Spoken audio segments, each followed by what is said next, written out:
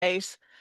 I sometimes wonder why people would pay money to run a campaign, to sit on a board that you don't get paid for.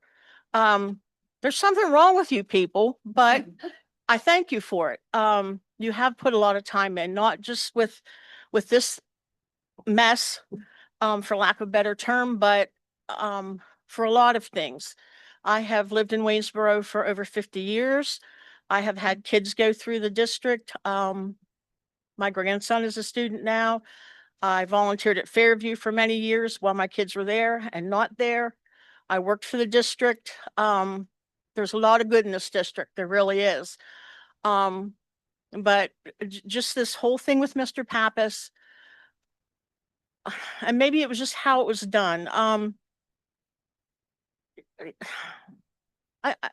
Everybody else that speaks has things written out, and I can't do that because I just could not sit and function and try to make anything make any sense.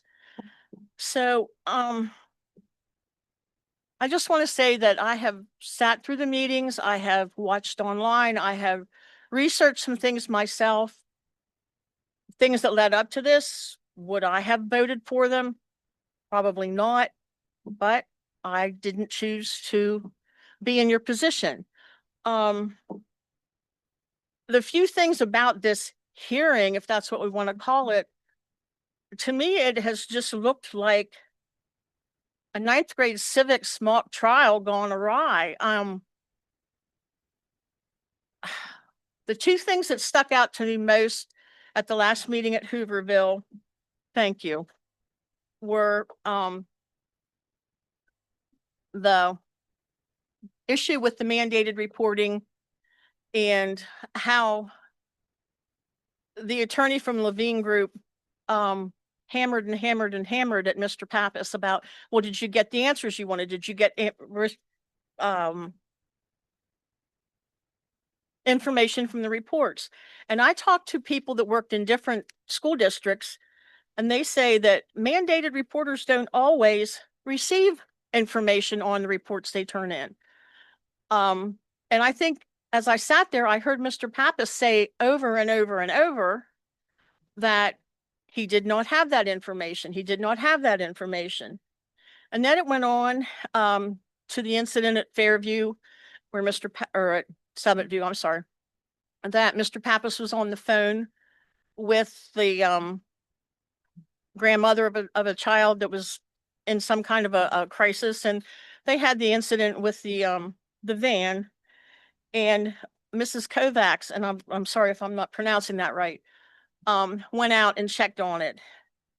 And at some point, again, the attorney from the Levine Group hammered and hammered and hammered to the point that, well, you know, Mr. Pappas, is Mrs. Kovacs dedicated to you? Is she a good secretary? Is she dedicated to you? How deep does her dedication go? And again, Mr. Pappas said, you know, I don't like this line of questioning, you know, rephrase the question, whatever. And he just kept it up. And I didn't know if I was watching, you know, Tom Cruise trying to beat Jack Nicholson down, or if I was watching a bad Law and Order. But I wanted to jump up and say, you know, ask and answered, you're badgering the witness. Stuff that was allowed to go on put everything in a bad light for the board, for the attorneys. It was not good for the public to see that.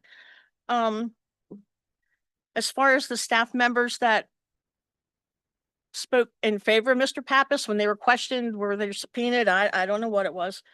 To me, they showed integrity. They showed professionalism. They answered concisely. They answered clearly.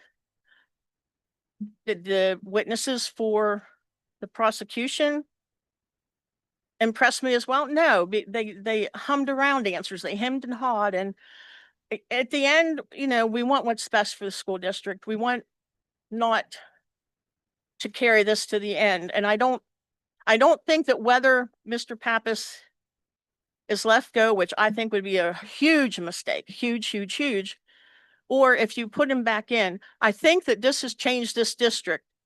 Younger people have run for the board. They're sitting there. They have new ideas.